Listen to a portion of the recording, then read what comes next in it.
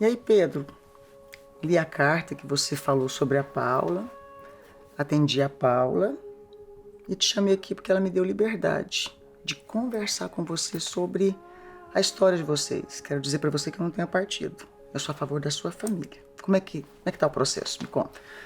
Então, doutora, foi muito importante ter conhecimento do trabalho da senhora, porque a gente tem buscado ajuda de várias formas e a gente não tem conseguido resolver esse problema. Tanto eu quanto a minha esposa.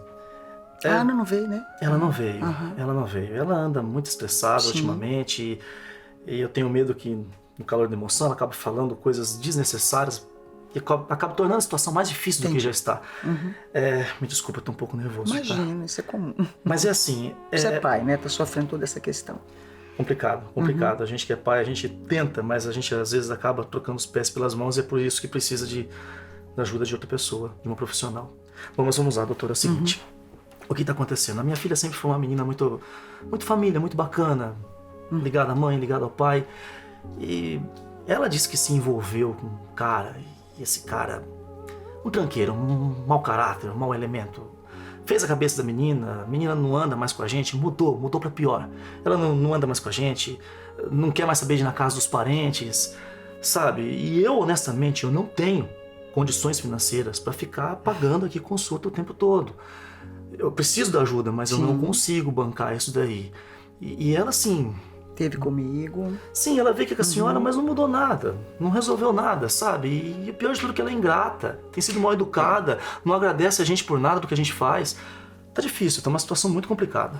Eu entendo você, que a gente é muito imediatista, né? A gente quer que ela venha, converse, que saia ali da porta para fora outra pessoa. Que chegue na sua casa e peça desculpa para todo mundo. E chega aquela menina que você tinha há praticamente um ano atrás, né?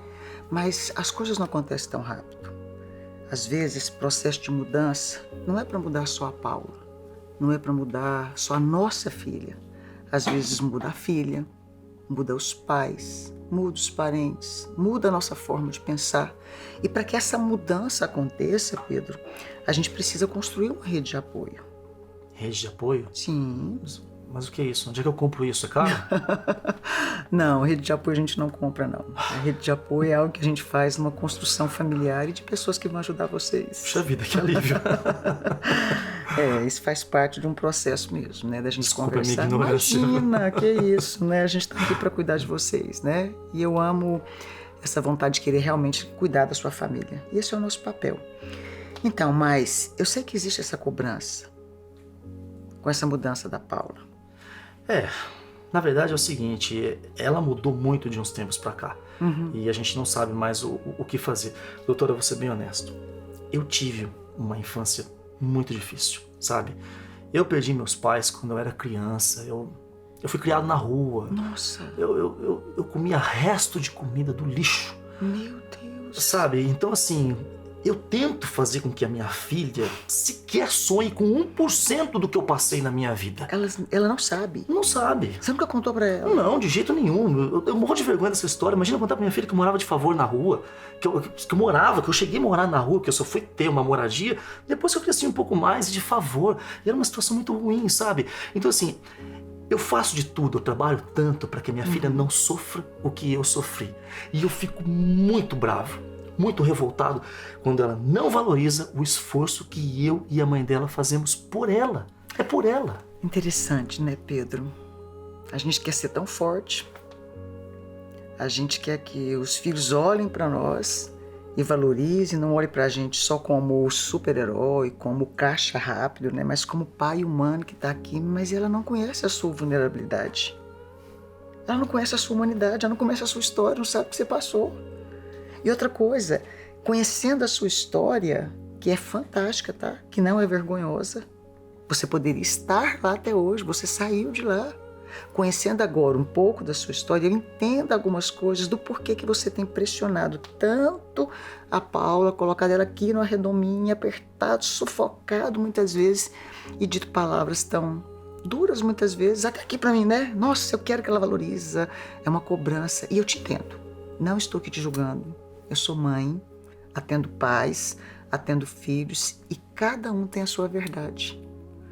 né? Não tem aquele ditado popular que diz que a moeda tem dois lados? Sim. Toda a história tem dois lados. Mas eu gostaria que você voltasse aqui no consultório. Investisse um pouco na sua história.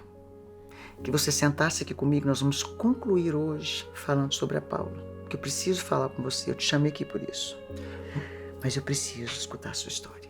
Eu sei que é difícil, espera só um pouco. Olha o que eu quero falar pra você, Pedro. Tem um menino machucado aí dentro. Tem uma adolescente que passou fome. Tem um adolescente que praticamente não sonhou em ter futuro. Tem uma criança que chorou e não teve para quem contar, você não teve pai e mãe. Tem um menino que comeu lixo na rua. Então esse menino faz tudo isso para proteger a Paula.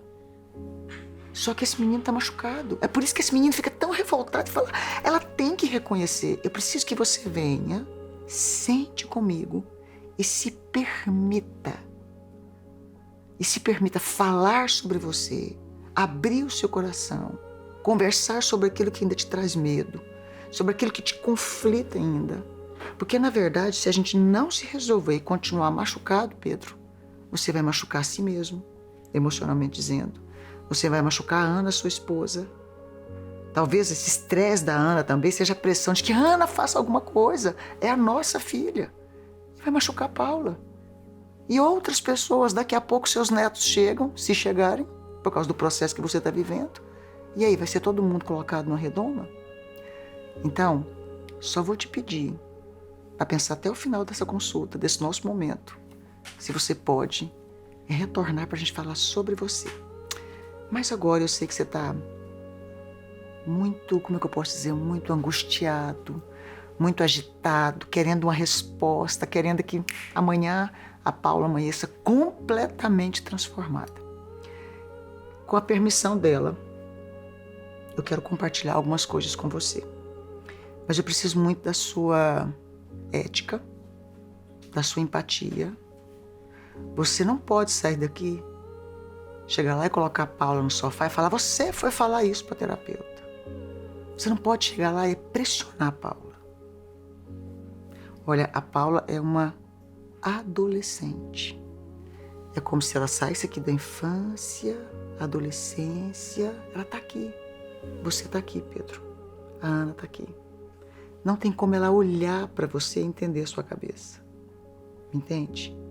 É a gente que tem que descer e entender a Paula. Tá, então olha aqui.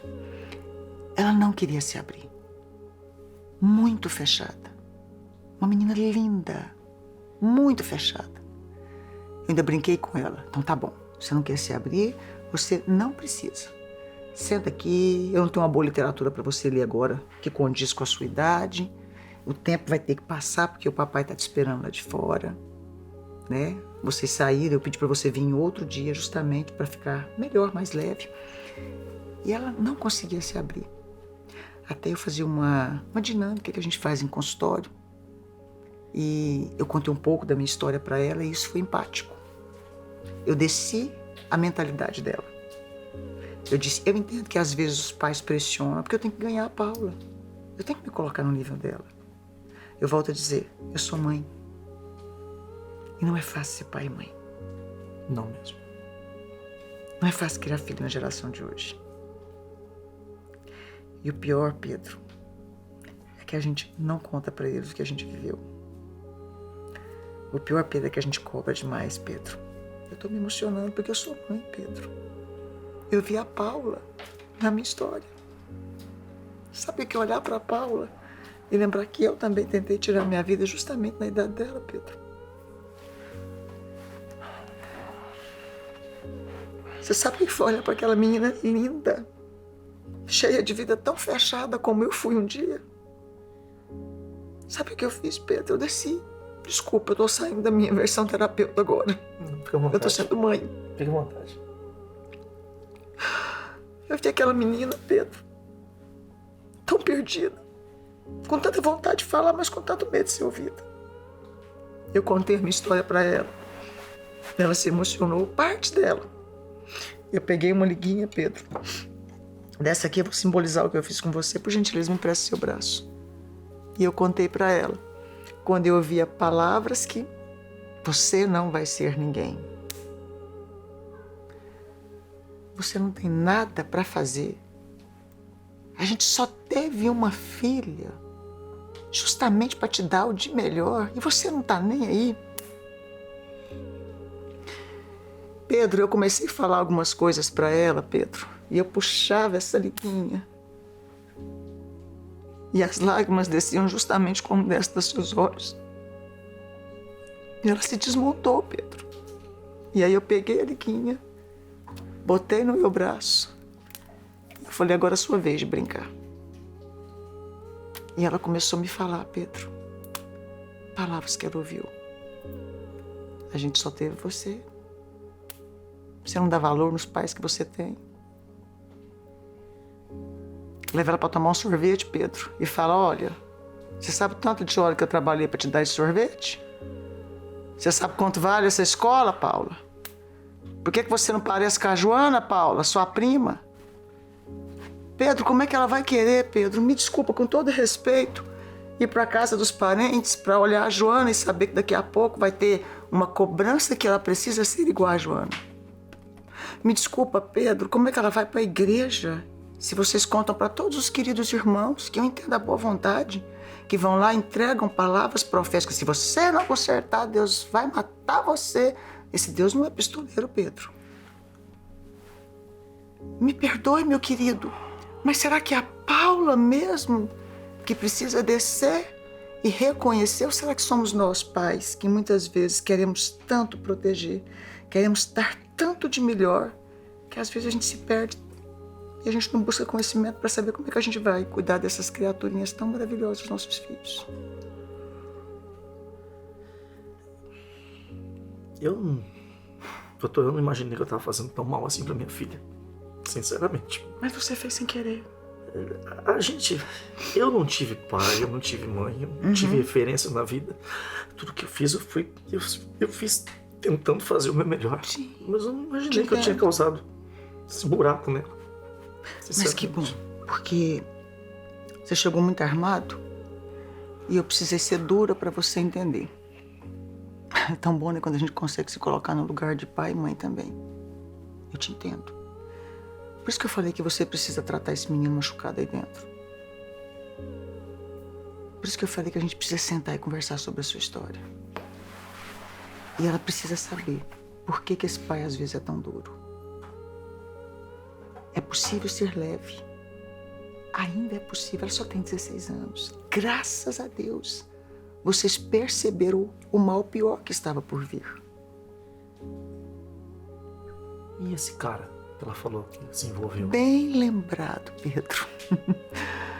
Engraçado, né? Quando ela puxou o liguinho e me machucou, né? Para simbolizar a dor dela, ela não falou, eu tenho um namorado que me chama de vagabunda. Eu tenho um namorado que fez isso e aquilo comigo, que está ameaçando de matar os meus pais. Em momento algum ela falou nada desse cara. Os anos, né? Cuidando de pacientes aqui no consultório, nos faz ter um feeling terapêutico para lidar. Quando terminou, eu olhei no olhinho dela e falei assim, Paula, eu te falei que seu pai me mandou uma carta antes, por você ser menor. E o namorado? Ela olhou para mim como quem estivesse meio que boiando, meio que aérea. Antes dela responder, pelo olhar eu vi, falei, tipo assim, adolescente quando fala, era conversa. Aí eu falei, e o namorado? Não tem, né? Aí ela, não. Ela depois assim, ó, não. Aquela carinha de dor assim, não. Aí eu falei, entendo. Aí, Pedro, escuta o que eu vou te dizer.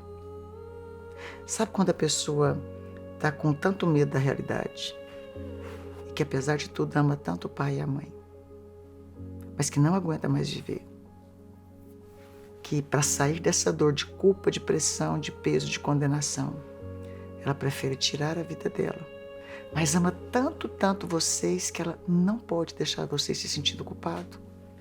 Ela criou um personagem, ela fantasiou uma história muito comum, né, em jornal, em TV hoje, né? Para que, se ela conseguisse tirar a vida dela, amanhã ou depois vocês iam conviver com a dor de quê? Foi por causa de um cara vagabundo. Jamais pela culpa de vocês.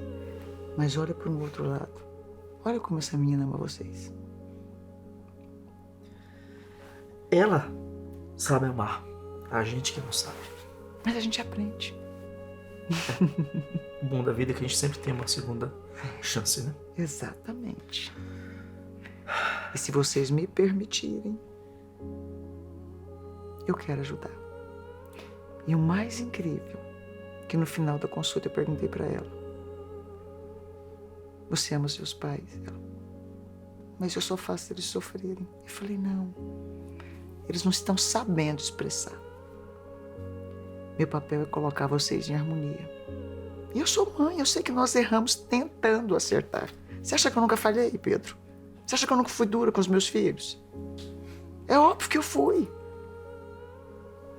Você acha que de vez em quando não tem um filho, uma filha minha sentado no consultório terapêutico com outra colega de trabalho desabando? Minha mãe tem. É claro que a gente vai aprendendo, vai mudando, vai ressignificando. Então ainda dá tempo. E eu falei: eu posso chamar seu pai? E ela: mas você vai contar tudo para eles. Eu falei: tem uma forma de conversar com seu pai, com a sua mãe, e tudo se ajustar. Por isso que eu disse: eu preciso que você volte para casa, que você não cobre dela, que você ame a Paula. E aí eu vou atender vocês, vou atender a Paula. E eu tenho casos muito mais complexos do que esse, que tiveram excelentes resultados. E eu tenho certeza que tudo vai se encaixar. Mas eu preciso cuidar do menino que está aí dentro, Pedro. Você me permite? Eu permito sim, doutora. Eu permito sim. Não só permito, como preciso. Sim. Preciso. E obrigado pela orientação, pelas dicas, pelos conselhos. Que, honestamente, no meu papel de pai, essa figura austera, rude, realmente tem um coração aqui dentro, apreensivo, com medo, e que talvez precisasse soltar, e eu não estava soltando. Fica mais leve ir embora para casa agora. Muito mais leve. De tudo que você ouviu, você indo embora para casa, quando você abrir a porta, que você ver a Paula, como é que vai ser o seu olhar para ela? O olhar de um amor muito grande. De um amor muito grande que não cabe no peito. Mas que tudo que é muito grande, às vezes a gente não consegue controlar. Isso mesmo. Essa é a realidade. Então, semana que vem eu vou atender a Paula. Você também em horários separados. Conto com a sua descrição, com a sua empatia com ela. Sim. Converse com a Ana e tudo vai dar certo. Já tá dando. Tá? Obrigado. Muito obrigado, Me doutora. permitir, tá? Sim. Muito obrigado. Então vai marcar com a minha secretária o nosso próximo encontro. Você. Obrigado. Ok.